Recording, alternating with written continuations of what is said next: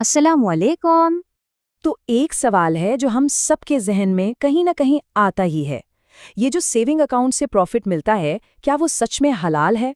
अब देखिए, इसका जवाब जानने के लिए ना हमें पहले ये समझना होगा कि हमारा और बैंक का जो रिश्ता है वो असल में है क्या।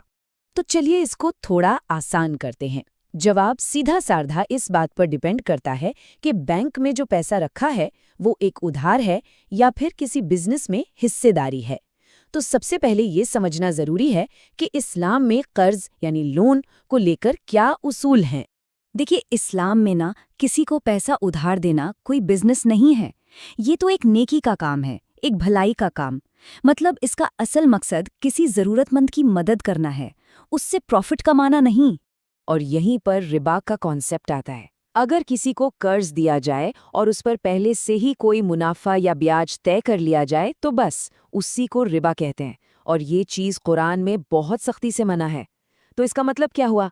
मतलब ये कि अगर बैंक में रखा हुआ पैसा एक कर्ज है तो उस पर मिलने वाला कोई भी प्रॉफिट हलाल नहीं हो सकता। तो फिर सवाल ये उठता है कि अगर कर्ज पर मुनाफा हराम है तो फिर पैसा कमाने का जायज़ हलाल तरीका है क्या? अच्छा, तो चलिए अब बात करते हैं हलाल कारोबार की और समझते हैं कि ये काम कैसे करता है। यहाँ पर ना दो रास्ते एकदम साफ साफ दिख रहे हैं। एक तरफ है कर्ज, जो कि सिर्फ मदद का एक जरिया है और उस पर कोई भी एक्स्ट्रा पैसा लेना रिबा है। और दूसरी तरफ है कारोबार, जो कि एक तरह की पार्टनरशिप है। इसमें नफा भी हो सकता है, नुकसान भी हो सकता है, दोनों का रिस्क है। और इससे जो भी मुनाफा आता है वो हलाल होता है। अब हलाल कारोबार भी कई तरह का हो सकता है, जैसे कि मुजारबत। सोचिए, किसी एक के पास पैसा है और दूसरे के पास एक जबरदस्त बिजनेस आइडिया। तो एक ने पैसा लगाया, दूसरे ने अपनी मेहनत और दिमाग लगाया और जो भी मुनाफा हुआ वो आपस में बांट लिया। या फिर है प्रोजेक्ट फाइनेंसिंग, मतलब सीधा किसी प्रोजेक्ट में पैसा लगाना, जैसे कोई दुकान खोलने में या किसी छोटे बिजनेस में। और एक तरीका है शराकत, जहां कई लोग मिलकर पैसा और मेहनत दोनों लगाते हैं और कारोबार करते हैं। इन सब में कॉमन बात क्या है? यही कि नफे और नुकसान दोनों में हिस्सेदारी होती है। तो बात बहुत सीधी सी है। प्रॉफिट कमाना तभी जायज है जब वो किसी असल कारोबार से आ रहा हो, सिर्फ पैसा उधार पर देने से नहीं। लेकिन हाँ, ये भी सच है कि आज की जो फाइनेंशियल दुनिया है, ये बैंकिंग वगैरह, ये सब काफ़ी कॉम्प्लिकेटेड है। अब देखिए, आज कितने तरह के बैंक हैं, सरकारी हैं, प्राइवेट हैं, इन्वेस्टमेंट बैंक हैं, और हर किसी का काम करने का तरीका बिल्कुल अलग है। तो भाई ऐसे में ये कैसे तय किया जाए कि सही रास्ता कौन सा है? इसका जवाब ना 3 सिंपल स्टेप्स में छिपा है।